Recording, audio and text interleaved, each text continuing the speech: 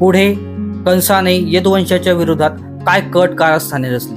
तर पुढे कंसाने केवळ यदु, भोज, अंधिक अशा कुळांच्या राज्यांवर तसेच शूरसेन राज्यावर अधिकार जमविला असे नव्हे, तर त्याने प्रलंबासूर, बकासूर, चाणूर, तृणावत, अगासूर, मुष्टिक, अरिष्टासूर, द्विद, पूतना, केशी आणि धेनकासूर यांसारख्या राक्षसी राजांबरोबर त्याने मैत्री केली आणि मगधचा सर्वात शक्तिशाली राजा जरासंध यासोबत त्यांनी मित्रत्व जोडले. कंस यापुढे यादव कुळाविरुद्ध खूप शत्रुत्वाने वागू लागला.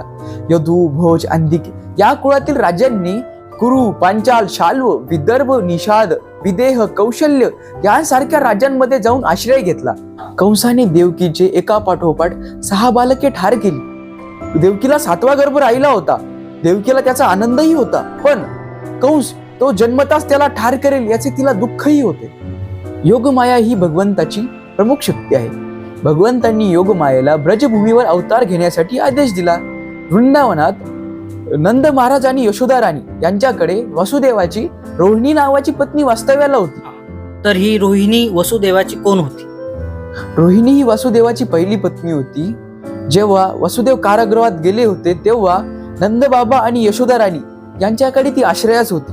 कंसाच्या अत्याचाराला कंटाळून रोहिणी आणि यदुवंशीच नव्हे तर अनेक जणांनी देशभरात वेगवेगळ्या ठिकाणी आश्रय घेतला होता. यापुढे भगवंतांनी योगमायेस आदेश दिला की कारागृहात असलेल्या देवकीच्या गर्भात माझे 16 शेष तू रोहिणीच्या गर्भामध्ये संक्रमित कर आणि तू नंद आणि यशोदा यांची कन्या म्हणून जन्म घे. तू माझी सहभगिनी म्हणून अवतरित होशील.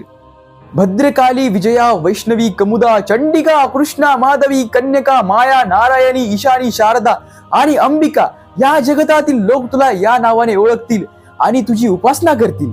आणि भगवंतांनी योगमायेकडे हे देखील घोषित केले की माझे 16 अनंतशेष अर्थात शेषनाग हे देवकीच्या गर्भात आहेत. रोहिणीच्या गर्भात आकर्षित झाल्यामुळे त्यांना संकर्षण किंवा बलराम म्हणून ओळखले जाईल. भगवंताकडून योगमायेला आदेश मिळाल्यानंतर तिने भगवंतांची प्रदक्षिणा घातली आणि भौतिक जगात ती अवतरित झाली. भगवंतांनी शेषांना देवकीच्या गर्भातून रोहिणीच्या गर्भामध्ये स्थलांतरित केले. या घटनेनंतर देवकीचा 7वा गर्भ विनिष्ट झाला असा सर्व जनसामान्यांमध्ये समज झाला होता.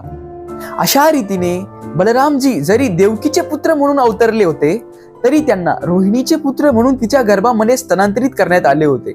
देवकीला 8वा गर्भ राहिला. पूर्ण पुरुषोत्तम भगवान श्री विष्णू तिच्या गर्भात प्रवेश केल्याने तिचे शरीर तेजोमय झाले होते. पूर्वी तिचे असे आश्चर्यकारक सौंदर्य पाहण्यात आले नव्हते.